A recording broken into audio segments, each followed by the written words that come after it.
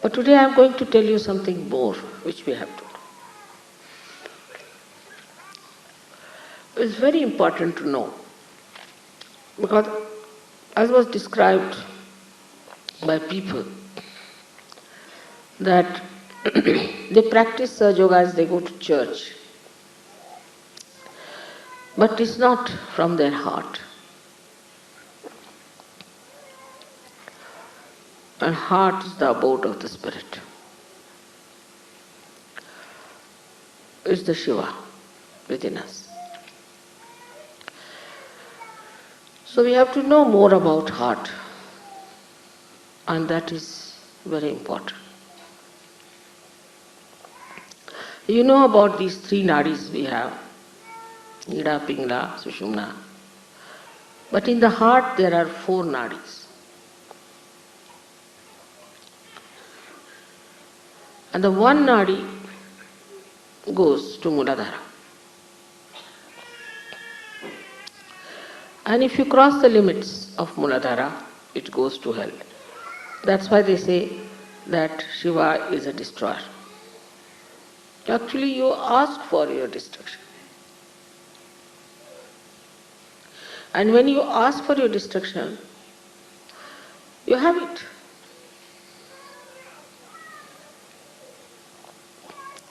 Even if it destroys anything, as I was telling, it's like when a fruit has to come, the petals look as if they are destroyed.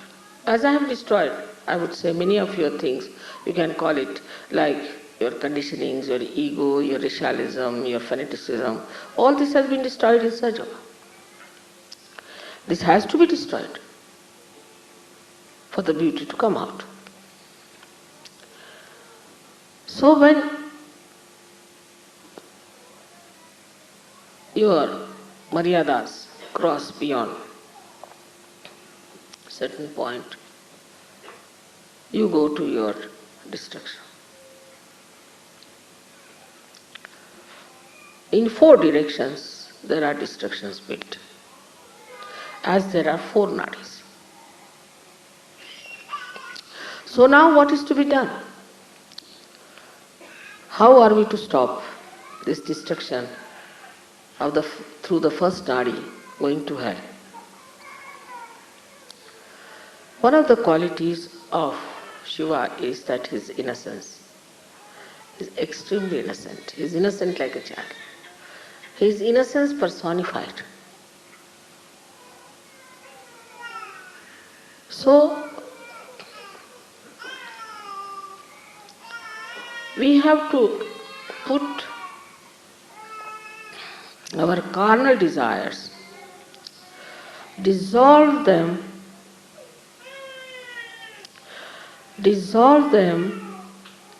into the innocence, the ocean of innocence. You have to dissolve it in the ocean of innocence. Innocence is something to be appreciated, to be understood, to be enjoyed. Like you see animals, they are innocent. You see children, they are innocent. Flowers, they are innocent. Divert your attention to all these things.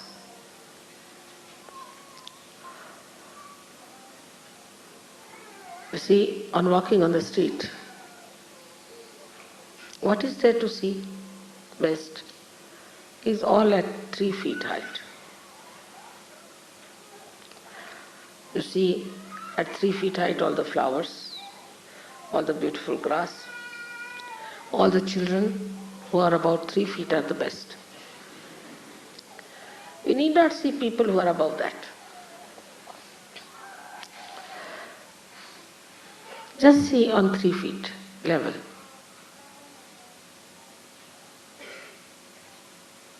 You can see the legs of somebody, that's all right. But you don't see the eyes of a person who are not innocent. So dissolve this desire into innocence. And this Muladhara, which is innocent,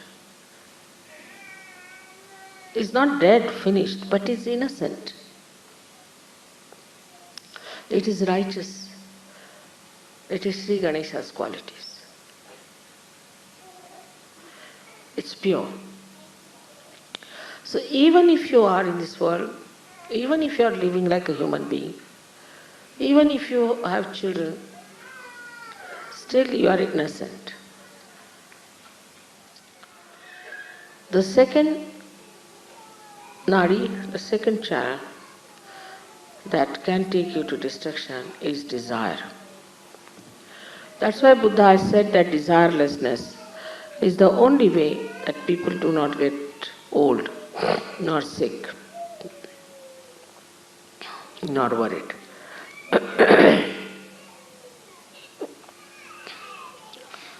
Now this desire that we have, I want this, the West is much more than anywhere else. Because the entrepreneurs are every day producing new things. Desires can be of any kind, not only material. The desires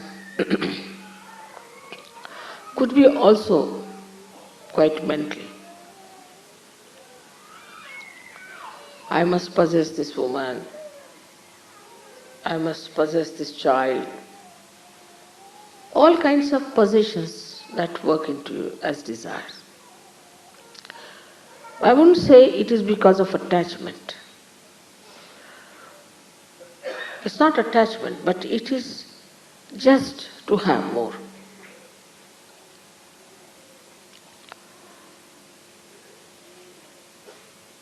Go on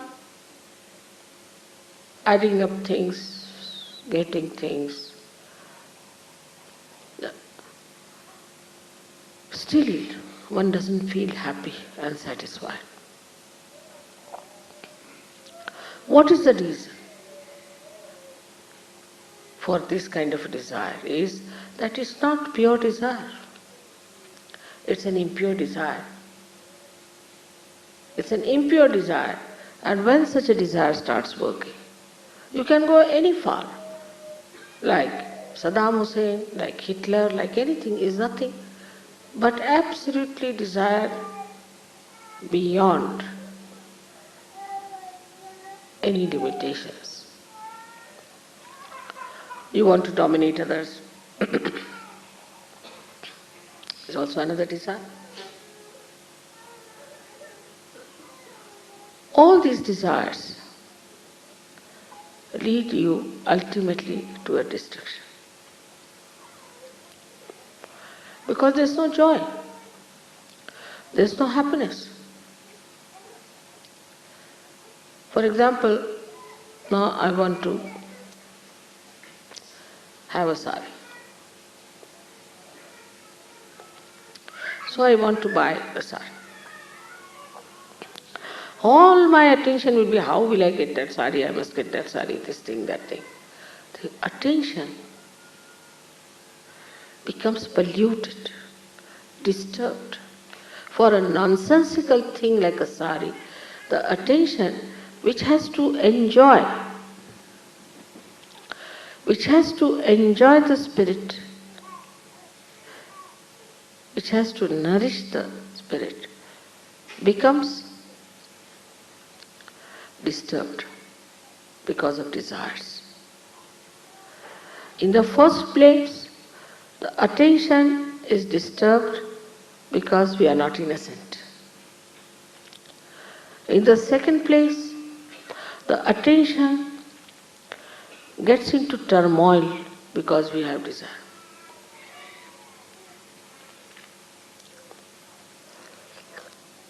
So what should we do as far as the desire is concerned? Desire for beautiful things. We can shift our desire material desire into aesthetics. I'll have one thing but which is really aesthetically rich. So whatever you desire, if you start working it out,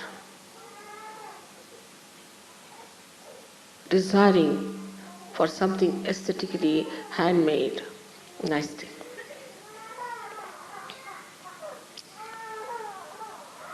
Gradually you will find you will end up with vibrations, because all beautiful things have vibrations.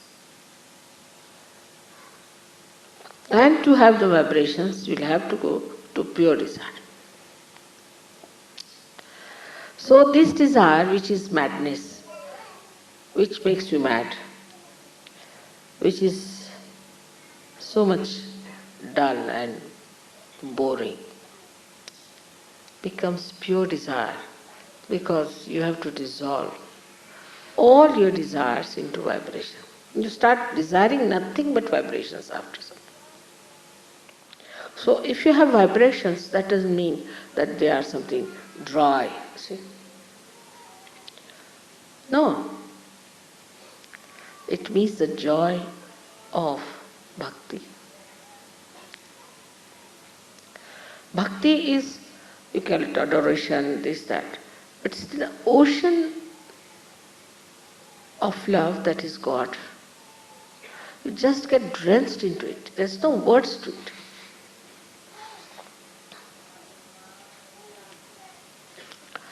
And that is what, when you feel, you must know that you have taken the spirit as a real connection between you and your mother or your father. There's no differentiation. You are one in that ocean, drenched in the ocean. You are the drop, you are the ocean. You are one in that bhakti.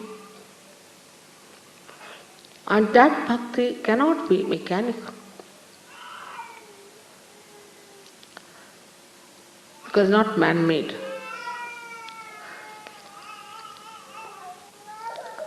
So to enjoy Sahaja Yoga, you must know that it's not dry vibrations only, but it's the bhakti. That is the joy of Shiva's quality of joy, that he adds to our life. Everything seems to be surrounded, resounding, same thing, the joy. That I am loved so much by God, that God loves me, that I have a meaning in life, then the ego drops out, first of all. And also the conditionings drop out.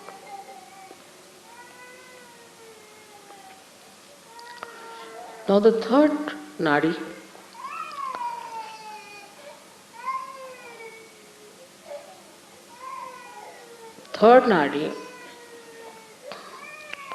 is the nadi by which we feel attached.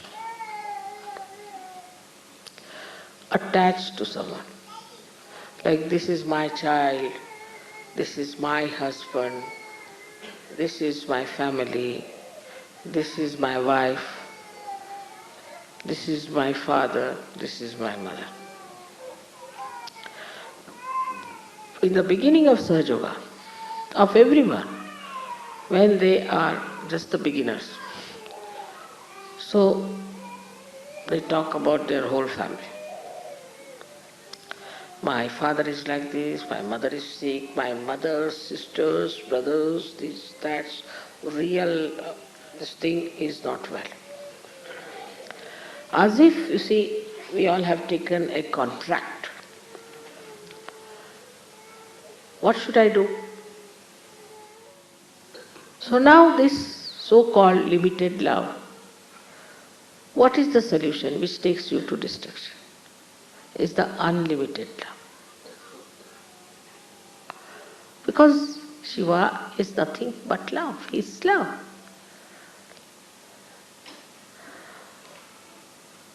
Love is that corrects, that nourishes,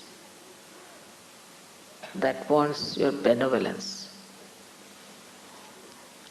That's what Shiva is. It wants your benevolence. It looks after your benevolence. So when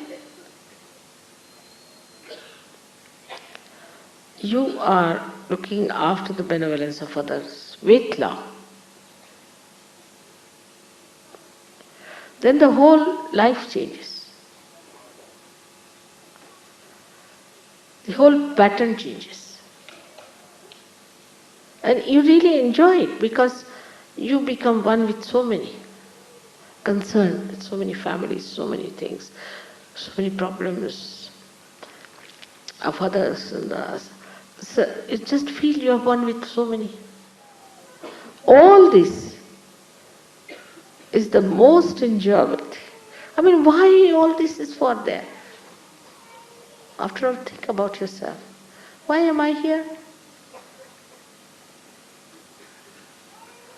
I am here to enjoy everyone, everyone. They are all realized souls, such beautiful lotuses. I am not going to stoop down to the mud. Now I am a lotus.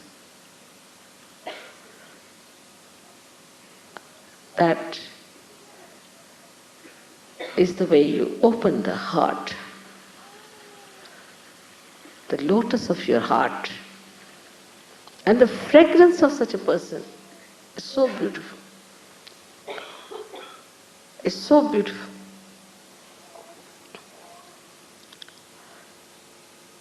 So you are no more divisive. You do not want to separate from each other. Anywhere is done, you are agreeable to that. You don't think that it should be done here or there or there. But anywhere, but should be. All of us together. So, the small attachments that are with you have to be dissolved into this ocean of love, which is Shiva.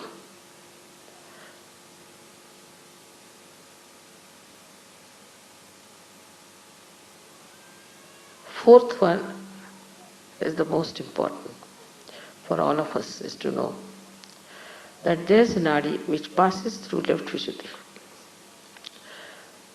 into the heart, starts from the heart, goes up,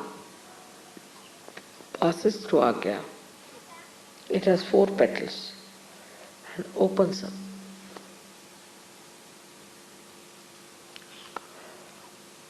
This is the one which gives you the state which is called as Turiya. We live in 3 states. In the awakened state, Jagruti, our attention goes to this, that and all that. We spoil our attention. But the second one is the one, what we call, is that we sleep. When we sleep also, all these things that have happened come to us from our past and things like that. But then we go to the deeper sleep called as Sushupti. It's a state where you have deep sleep and you dream of something that is reality also.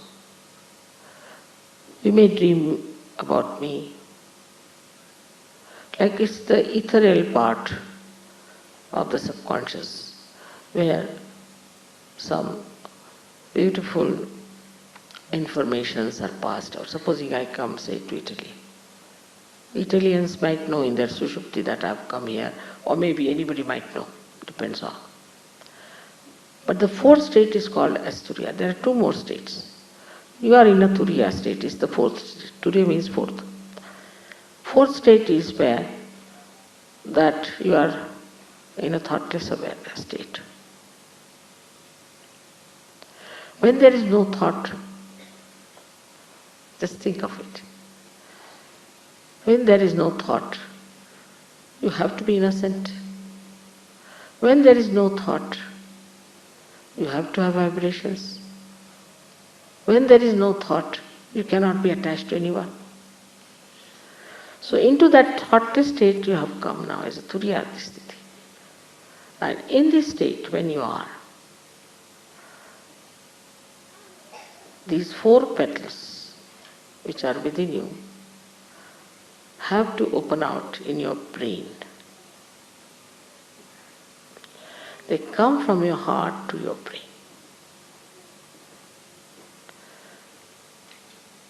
And that is when you absolutely understand what is God.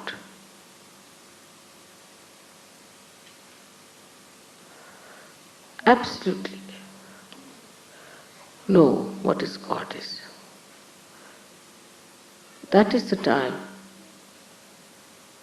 when one receives the real knowledge.